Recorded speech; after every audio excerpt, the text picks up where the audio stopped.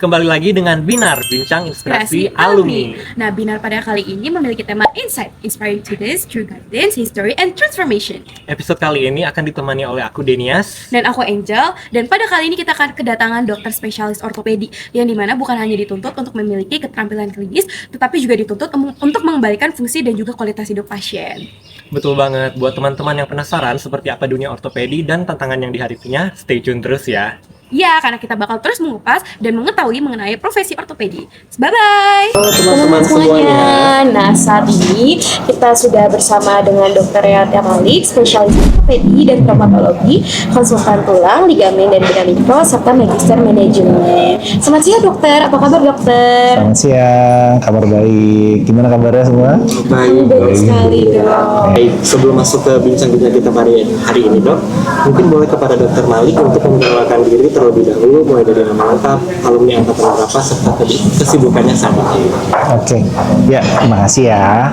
Jadi saya tuh Dr. Realita Malik, spesialis ortopedi dan traumatologi, subspesialisnya hand, upper limb, and microsurgery. Saya alumni angkatan 2003, tahun 2003, kemudian spesialis itu saya 2011. Cuman kalau subspesialis kan kita masih baru ya. Jadi saya tuh subspesialis beres 2017. Terima kasih dokter atas perkenalannya. Nah, mungkin kita bisa langsung masuk ke dalam pertanyaannya aja dok. Karena saya yakin banyak teman-teman di sini yang pastinya sudah menunggu sekali mengenai podcast kita pada hari ini. Oke, baik, langsung aja nih dok, pertanyaan pertama. Jadi tangan merupakan bagian tubuh yang sangat kompleks dan berperan besar dalam aktivitas sehari-hari. Nah, dok, apa yang membuat bidang hand and microsurgery begitu menarik bagi dokter dibandingkan subspesialisasi ortopedi lain? Apakah ada pengalaman atau sosok yang menginspirasi? Oke, hand, upper limb, microsurgery ya. Jadi sebenarnya ini kita ngomong dulu ya, kalau misalnya di ortopedi itu kan ada yang kalau kalian lihat di luar negeri kan dokter berpenghasilan terbesar gitu kan, salah satunya ortopedi kan. Tapi mostly sih sebenarnya kalau yang berpenghasilan besar tuh spine, hip, knee. Cuman kenapa saya suka hand? Karena hand itu kan salah satu yang cukup kompleks. Kemudian, nah saya suka operasi duduk. Nah, jadi saya suka operasi duduk. Jadi kalau hand itu kebanyakan operasinya duduk. Kemudian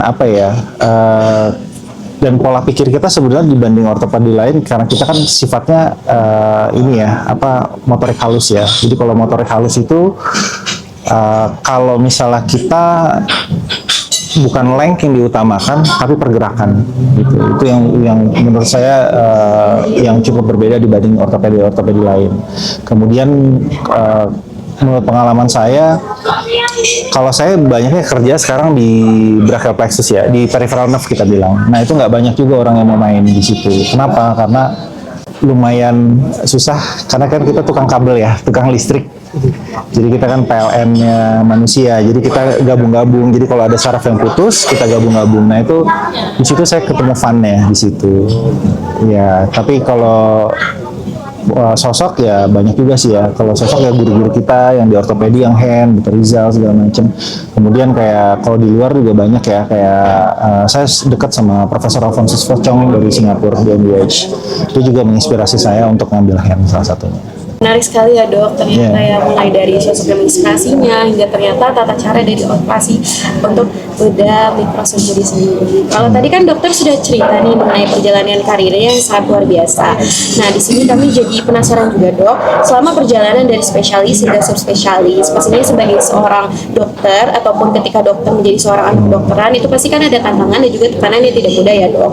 Oleh karena itu saya izin bertanya, apakah pernah ada momen ketika dokter merasa lelah, ragu ataupun dokter mempertanyakan pilihan karir dokter selama ini, dan kira-kira kalaupun pernah ada, bagaimana cara dokter bangkit dan melewati fase tersebut?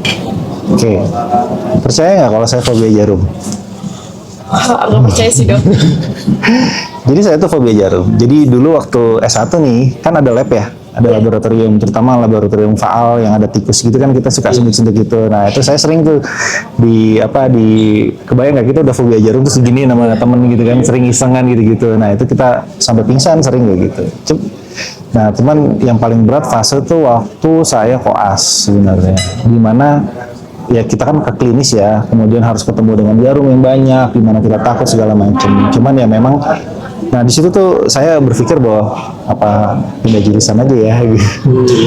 Karena kan kita takut ya. Tapi pada akhirnya sih saya akhirnya berobat, mencari pertolongan, saya ke psikiater, kita ini segala macam. Jadi 2 tahun itu akhirnya lewat, sampai pada akhirnya ya jarum adalah teman. Ya itu salah satu fase terberat dalam hidup saya. Terus kemudian kalau spesialis ya mungkin karena saya juga melihat waktu di koas ini kayaknya menarik nih ortopedi gitu. Jadi ketika saya masuk ya karena saya sudah suka ya kita jalan. Cuman ya terberatnya kalau lagi banyak jarum aja sih. Karena gimana pun juga saya tetap masih sampai saat ini masih tetap fobia jarum. Baik. Baik, terima kasih banyak ya dok sudah berbagi cerita yang sangat inspiratif. Nah dari cerita dokter tadi kita jadi bisa melihat bahwa perjalanan menjadi seorang dokter spesialis tidak hanya membentuk pengetahuan, tapi juga membentuk karakter, keteguhan dan bahkan kemampuan untuk terus berkembang menjadi menghadapi berbagai tantangan. Nah, ngomong-ngomong juga nih dok soal tentang bedah mikro sendiri, menurut dokter sendiri keterampilan atau kompetensi apa sih yang kira-kira paling penting ataupun diperlukan untuk dikuasai agar dapat menjadi seorang ahli bedah mikro yang baik? Kalau kompetensi yang paling utama ya balik lagi ke basic science ya. Jadi, nah inilah tempatnya kalian kan untuk belajar nih sekarang nih. Jadi, kalau untuk dokter bedah pada umumnya dan untuk mikro pada khususnya, yang paling utama itu sebenarnya pengetahuan kita tentang anatomi ya. Mungkin kalau kita disuruh baca EKG mungkin ortoped nggak bisa ya gitu kan, sering kan meme yang kata ortoped nggak bisa baca EKG gitu lah. Emang benar kita nggak bisa baca EKG gitu karena memang pada akhirnya itu bukan bidang kita gitu. Nah, ketika kalian memutuskan untuk mengambil suatu bidang, kalian harus fokus ke dalam bidang itu. Nah, untuk kita anatomi kita harus kuat.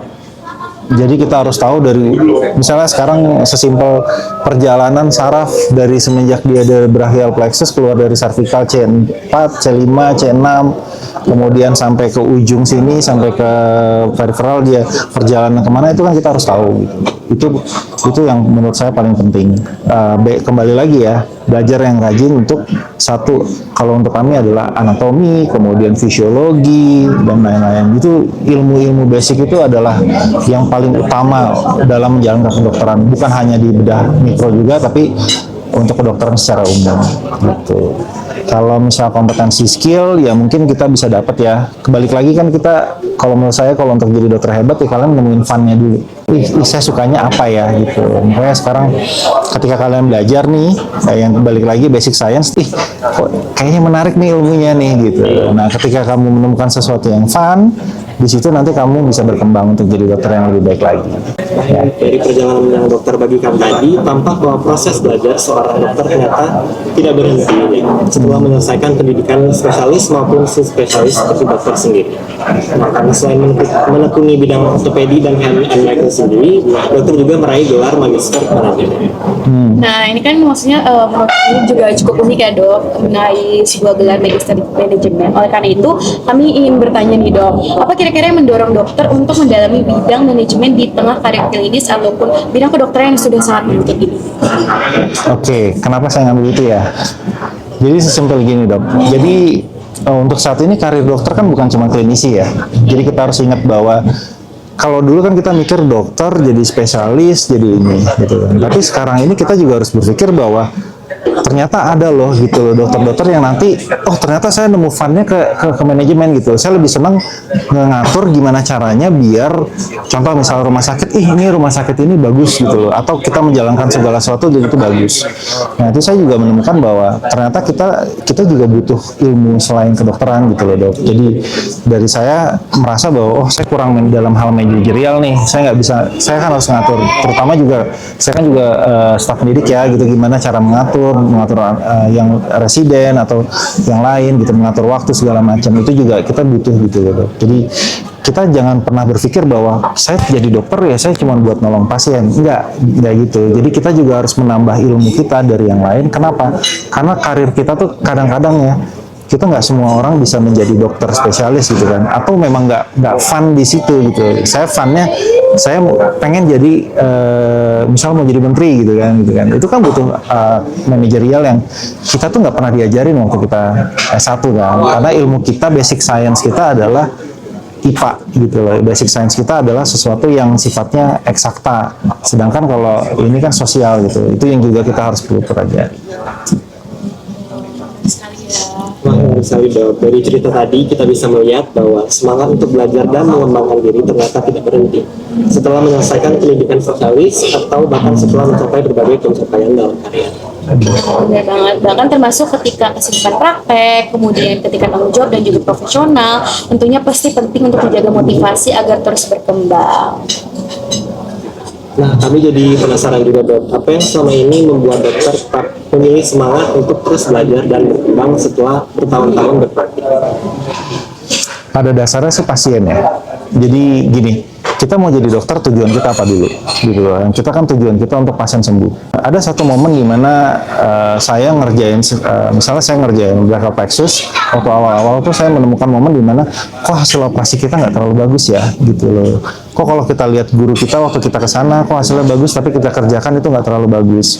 Nah, pada akhirnya kan kita harus memperbaiki diri kan. Jadi dalam 1-2 tahun tuh kita harus terus merenung. Kita merenung ini sebenarnya yang kita kerjakan udah bener atau enggak gitu. Jangan sampai kita terlalu ego, kita merasa kita jago, kita hebat gitu. Akhirnya malah membuat kita menjadi terjerumus ke sesuatu yang sebenarnya itu benar, tapi ternyata ada yang lebih baik lagi dan kita nggak buka mata kita ke sana gitu. Jadi makanya itulah kenapa fungsinya dokter itu selalu terus belajar, karena kadang yang saat ini benar, contoh aja misal sekarang sekarang di bidang saya misalnya dulu semua di plating, katanya plating bagus, tapi ternyata kan makin kesini kok banyak komplikasi ya gitu loh, kenapa ya gitu.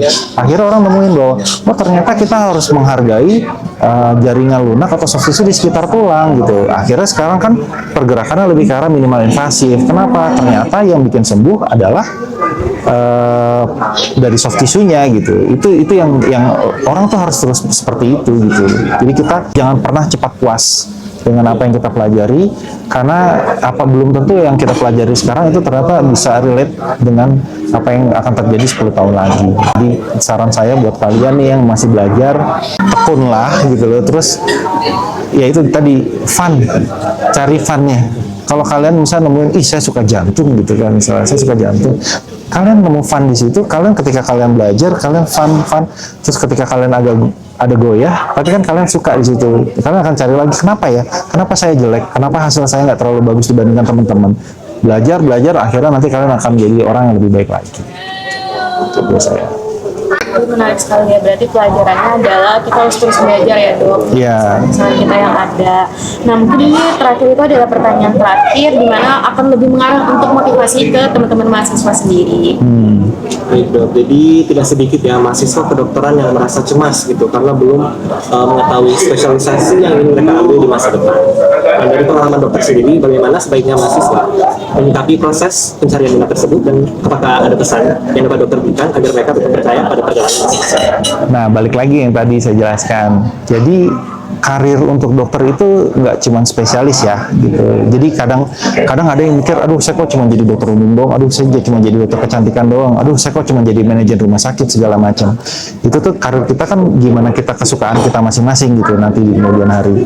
Nah, kalau untuk ke spesialisasi balik lagi, kalian harus ada info, makanya itu kan ada koas ya, ada koas. Nanti kalian di sana tuh kalian akan melihat gitu loh.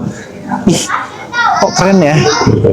Sama kayak saya milih ortopedi, salah satunya ini, cuman juga karena waktu itu saya ngeliat di IGD residen yang keren tuh 2, bedah saraf sama ortopedi gitu. Keren ya gitu. Kok tinggi-tinggi gitu, gagah gitu-gitu. Kayaknya kalau datang, kalau visitor besar kayaknya keren gitu loh. Itu salah satu yang memotivasi saya, keren nih gitu. Jadi balik lagi milih itu, misal kalian fokusnya mau apa gitu. Misal kalian, ya kita nggak munafik ya, maksudnya fokus, kalau saya fokus ya keren gitu. Jadi saya kayaknya oke nih gitu, bagus gitu. Terus kita lihat baca ilmunya, ternyata luas juga gitu, kayak laki banget gitu kalau buat saya gitu kan, ortopedi.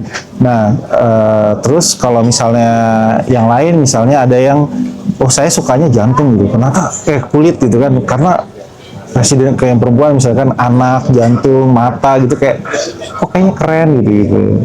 Itu bisa jadi salah satu ini ya, motivasi kalian. Terus kemudian yang paling penting kalau menurut saya sih, kalian coba dulu, kalian lihat gitu kan, kerja, ikutin internship, nanti kalian akan suka gitu, kayak aduh kok kayak ilmunya nggak cocok gitu. jangan, dan saran-saran misal kalau kalian punya orang tua segala macam, kalian juga minta saran juga dari mereka kan, karena mereka juga ada di bagian hidup kalian gitu. Kemudian oh iya, termasuk ini pertimbangan. Ya, jadi kalian dalam memilih spesialisasi itu kalian juga jangan lupa memikirkan bahwa kalian tuh juga harus hidup kan. Kalian juga harus hidup, kalian juga harus berpikir bahwa ini bisa hidup nggak saya dari ini. Jangan salah, radiologi aja yang kita anggap kayaknya nggak, ternyata bisa hidup. Ada radiologi intervensi di situ, kemudian kayak ada kedokteran nuklir yang jumlahnya sedikit gitu kan, ternyata juga pendapatannya nggak kecil-kecil banget gitu. Jadi balik lagi, pertimbangan kalian satu adalah kalian suka ilmunya gitu. Kedua, kalian juga harus memikirkan faktor finansial kalian gitu loh ke depannya gitu. Ketiga, sekolah itu bukan cuman karir pet kalian bukan cuma jadi spesialis kok gitu. Nah, sebelum kita menutup sesi webinar kali ini, mungkin dokter bisa kasih sebuah closing statement singkat saja untuk kami mahasiswa kedokteran UIM. Oke. Ya, tapi saya jualan juga ya untuk handnya ya.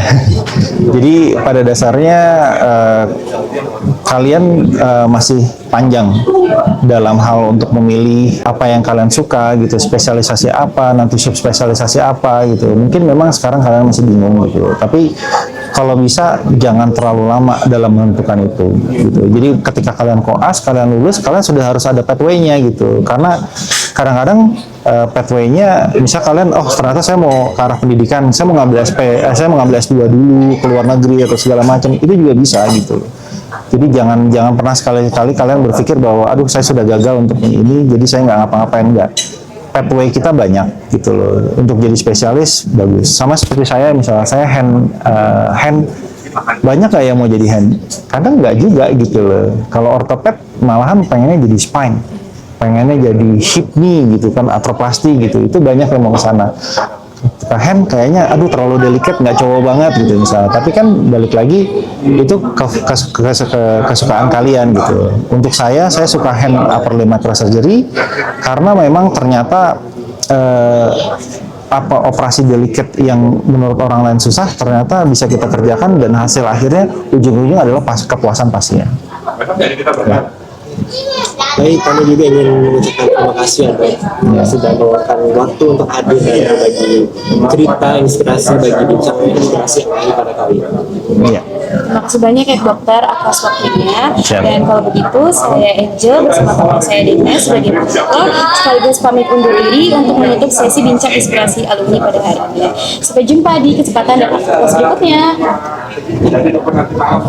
Wah, tadi seru banget ya, Dan, karena ternyata tadi kita tuh bisa mendapatkan banyak banget cerita dari dokternya, insight dari dokternya, dan bahkan tips and trick untuk kita yang sedang bingung dalam karir kita sendiri. Betul banget tuh, Njel. Buat teman-teman Kema FK4 yang tertarik untuk terjun dalam bidang ortopedi, jangan lupa ya untuk mencatat tips, pesan, dan juga pengalaman yang dibagikan oleh dokter Realita tadi.